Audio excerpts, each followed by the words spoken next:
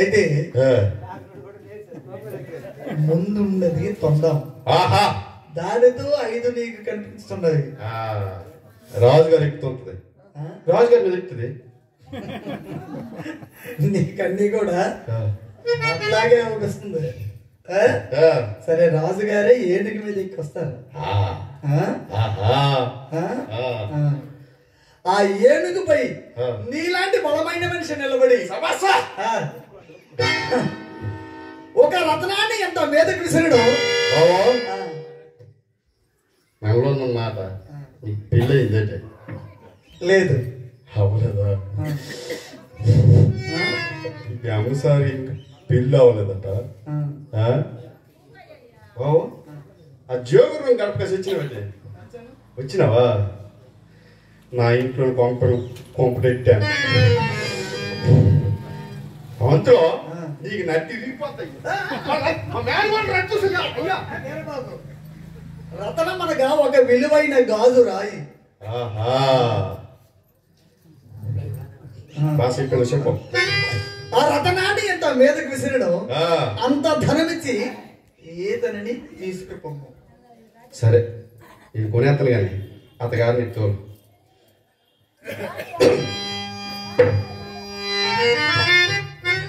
ఇగో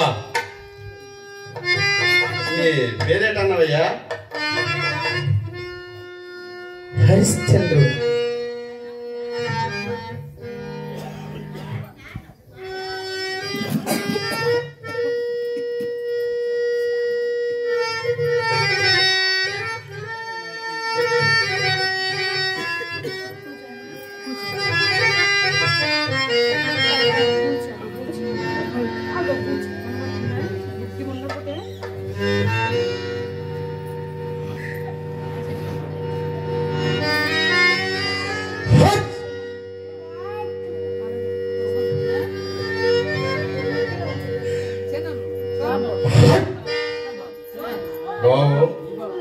నాకు 4 తిరగకుంటది కానీ ఎంత సొమ్మెట్టుకున్నాను కదా.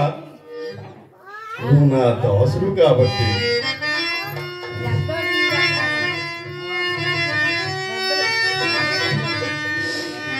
ఏదో దాసుడు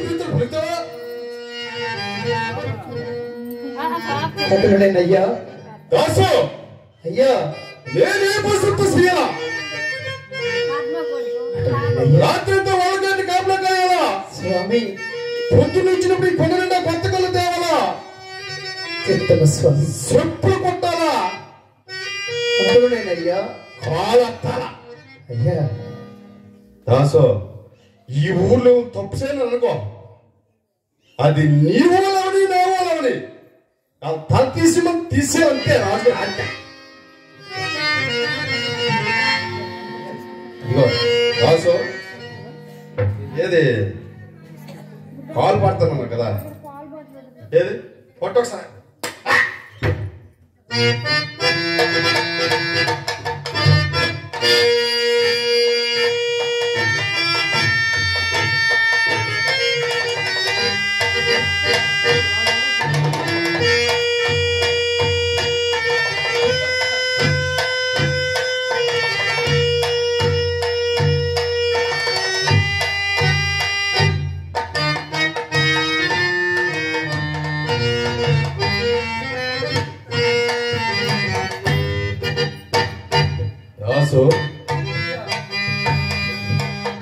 నీకు బెల్లం పిల్లలు ఉన్నారయ్యా?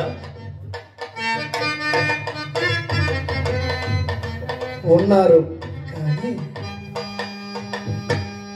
ప్రస్తుతము నా వద్ద లేరయ్యా. లేరా? అవునయ్యా.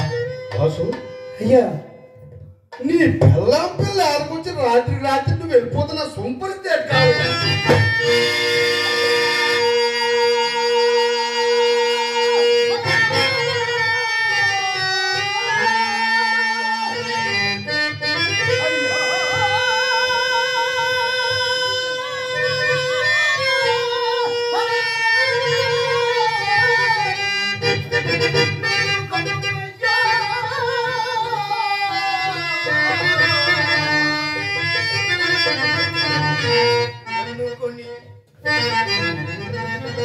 అనుకుని నిర్ణము కోపమయ్యా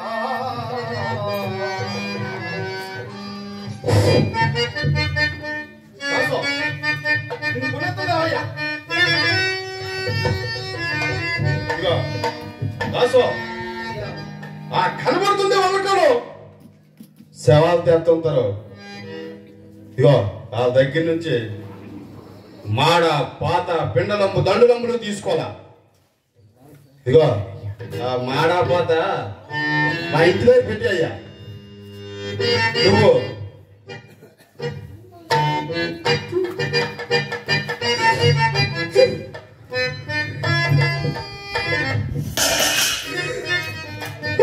పిండకుల్ని తినేవయ్యా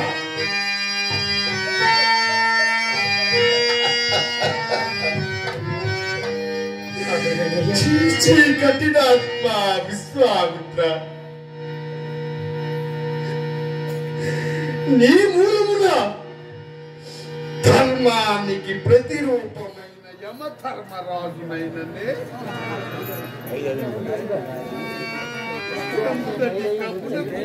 అనునయించవలసి వచ్చినది